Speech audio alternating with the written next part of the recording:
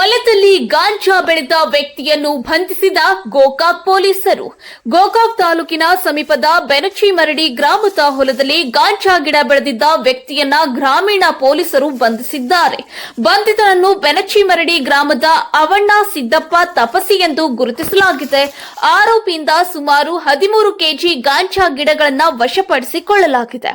ಹೊಲದಲ್ಲಿ ಗಾಂಜಾ ಬೆಳೆದಿರುವ ಬಗ್ಗೆ ಖಚಿತ ಮಾಹಿತಿ ಪಡೆದ ಬೆಳಗಾವಿ ಎಸ್ಪಿ ಕೆ ರಾಮರಾಜನ್ ಇವರ ಆದೇಶದಂತೆ ಡಿಎಸ್ಪಿ ರವಿ ನಾಯಕ್ ಇವರ ಮಾರ್ಗದರ್ಶನದಲ್ಲಿ ಸಿಬಿಐ ಶ್ರೀಶೈಲ್ ಬ್ಯಾಕುಡ್ ಇವರು ರಚಿಸಿದ ತಂಡದೊಂದಿಗೆ ಪಿಎಸ್ಐ ಕೆಬಿ ವಾಲಿಕರು ಇವರ ನೇತೃತ್ವದಲ್ಲಿ ಸಿಬ್ಬಂದಿಗಳಾದ ಡಿಜಿ ಕೊಣ್ಣೂರ್, ಚಂದ್ರು ಸಣ್ಣಕ್ಕಿ, ಮಹಂತೇಶ್ ಮನ್ನಿಕೇರಿ ಸಿಬ್ಬಂದಿಗಳಾದ ಬಿವಿ ನೆರ್ಲಿ, ಹನುಮಂತ ಮಲ್ಲಾಡದವರ್, ಹನುಮಂತ ಗೌಡಿ, ನಾಗೇಶ್ ದುರದುಂಡಿ ಹಾಗೂ ನಾಗಪ್ಪ ಬೆಳಗಲಿ ಅವರ ತಂಡ ದಾಳಿ ನಡೆಸಿ ಆರೋಪಿಯನ್ನ ಬಂಧಿಸಿದ್ದಾರೆ.